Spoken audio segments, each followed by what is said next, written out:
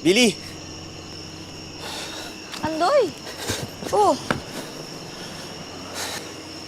Dito ka lang pala. Anong ginagawa mo dito? grabe naman. Lahat talaga kayo. Hinanap niyo ko. Sorry.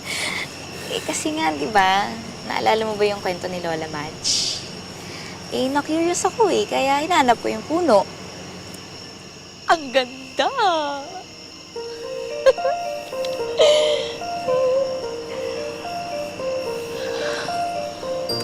Andoy, ikaw naniniwala ka sa kwento ni Lola Madge? Hindi ko alam Yun yung sabi nila. Yun kasi kasabihan dito. Ang dami na sigurong nabuong relasyon sa ilalim ng punong to. No. Kaya lang, diba kung totoo naman talaga yung nararamdaman mo para sa isang tao, kailanganin mo pa ba ng mga ganitong magic tree o kahit na ano para lang sabihin sa kanya yun? Bakit sa Maynila naman walang ganitong puno? Marami din naman nagkakatuluyan, di ba? Kasi Billy, may mga taong hindi kayang sabihin yung nararamdaman nila So, basta,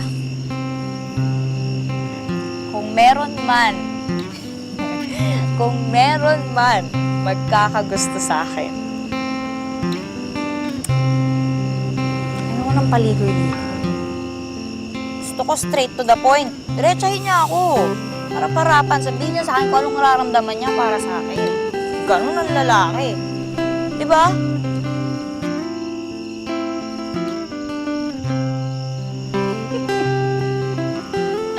Ay, no.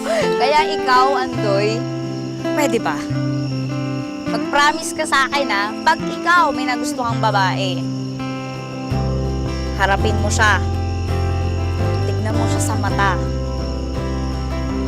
Tapos sabihin mo sa kanya na gusto kita. Ganon! Huwag kang tutorpe-torpe kasi kung pag natorpe ka na naman, babatukan kita.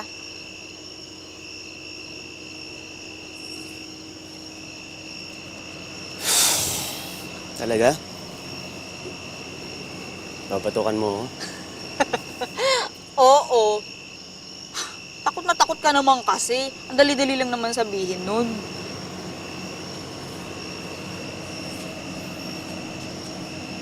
Gusto kita.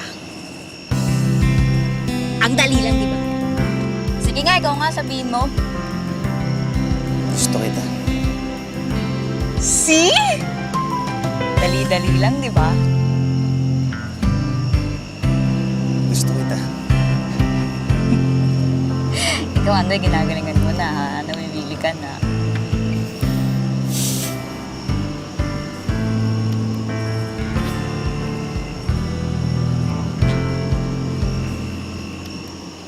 Billy, gusto talaga kita. Sabi nila,